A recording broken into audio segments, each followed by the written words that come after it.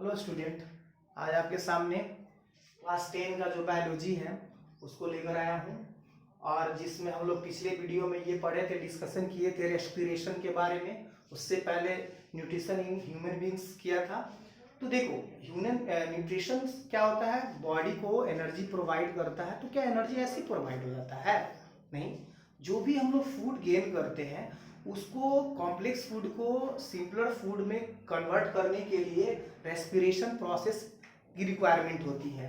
और रेस्पिरेशन जब होता है तो जो उससे एनर्जी जो रिलीज होती है वो एनर्जी किस फॉर्म में स्टोर होता है उसके बारे में हम लोग देखेंगे। तो इसमें कुछ शॉर्ट फॉर्म है, उस शॉर्ट फॉर्म को पहले देखेंगे। एडीपी क्या है? एडीपी, एडीपी का मतलब एडिनोसाइन डाइफॉस्फेट। एडीपी का मतलब क्या हो गया? Adenosine diphosphate. ए से हो गया एडिनो, डी से हो गया डाई, और पी से हो गया फॉस्फेट। ठीक है, एडिनोसाइन डाइफॉस्फेट। और ये कैसा होता है? लो एनर्जी कंटेंट होता है। सिमिलरली अगर एटीपी की बात करें, एटीपी, तो देखो ए से क्या हो गया? एडिनोसाइन, टी से हो गया ट्राई, और पी से हो गया फॉस्फेट। यानी फुल फॉर्म इसका एटीपी का क्या हो गया? एडिनोसाइन ट्राइफॉस्फेट, जो कि क्या होता है? हाई एनर्जी कंटेंट होता है। जिस तरह से एडीपी, जिसका फुल फॉर्म हो गया adenosine diphosphate, low energy content होता है। एटीपी जो होता है एडिनोसाइन ट्राइफॉस्फेट, जो कि हाई एनर्जी कंटेंट होता है। अब है आईपी या पीआई।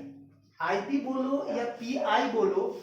आई से हो गया इनऑर्गेनिक, पी से हो गया फॉस्फेट। इनऑर्गेनिक फॉस्फेट आईपी या पीआई कहते हैं। अब यहां बोलता है कि the energy released during respiration is used to make, कहता है कि रेस्पिरेशन के दौरान जो एनर्जी रिलीज होती है उसको यूज करते हैं किस चीज के लिए? तो to make ATP molecules. ATP molecules को बनाने में हम लोग उसका यूज करते हैं। From ADP and inorganic phosphate, किससे? तो एडीपी, जिसका फुल फॉर्म हम यहां लिखे हैं एडिनोसाइन डाइफॉस्फेट, और जो इनऑर्गेनिक फॉस्फेट है उससे हम लोग को एटीपी मॉलिक्यूल्स बनाने के लिए जो रेस्पिरेशन से एनर्जी रिलीज होता है उसका हम लोग यूज करते हैं। देखो फिर से, the energy release during respiration, जो रेस्पिरेशन के दौरान एनर्जी रिलीज होती है उसको हम लोग यूज करते हैं। किस चीज के लिए यूज करते हैं? ताकि हम लोग एटीपी मॉलिक्यूल्स का फॉर्मेशन कर सके, बना सके। और किससे बना सके? तो एडीपी और इनऑर्गेनिक फॉस्फेट से। ठीक है, जैसे हमने यहाँ पे लिखा एडीपी जो कि लो एनर्जी कंटेंट है, हमने यहाँ पे मेंशन किया है। और पीआई का मतलब, पीआई या आईपी क्या है? इनऑर्गेनिक फॉस्फेट है। और उसमें क्या एनर्जी दिया जा रहा है? रेस्पिरेशन से जो रिलीज हो रहा है। अब ये जो एटीपी है, ठीक है, इससे एटीपी का फॉर्मेशन हुआ, एटीपी मॉलिक्यूल्स, जो कि हाई एनर्जी कंटेंट है। ठीक है, अब हाई एनर्जी, इसलिए इसको इंडोथर्मिक रिएक्शन या प्रोसेस कहेंगे। इंडोथर्मिक रिएक्शन या इंडोथर्मिक इसलिए क्योंकि इसमें एनर्जी को ऐड किया गया है। एनर्जी जब आपको जरूरी होता है किसी भी रिएक्शन को, किसी प्रोसेस के लिए, तो उसको इंडोथर्मिक बोलते हैं। और किसी भी रिएक्शन से एनर्जी रिलीज होता है तो उसको एक्सोथर्मिक बोलते हैं। आप केमिस्ट्री में पढ़ोगे फर्स्ट चैप्टर में। तो देखो, अब इस तरह से 10 energy is a store, energy किस स्टोर होता है? In the form of ATP. अब इस तरह से एटीपी के फॉर्म में एनर्जी स्टोर होता है। तो जो हम लोग क्वेश्चन था, how energy released during respiration is a store, जो रेस्पिरेशन के दौरान एनर्जी रिलीज होता है वो कैसे स्टोर होता है? तो वो एटीपी के फॉर्म में स्टोर होता है। ठीक है, तो वहां पूरा हमने यहाँ पे डिस्क्रिप्शन देखा। और देखो, ये जो एनर्जी एटीपी के फॉर्म में स्टोर है, अब पूरे सेल को जो एनर्जी की रिक्वायरमेंट होगी बॉडी में, वो एनर्जी फिर कैसे लेगा वो एटीपी से? तो देखो, when the cell needs energy then ATP can be broken down.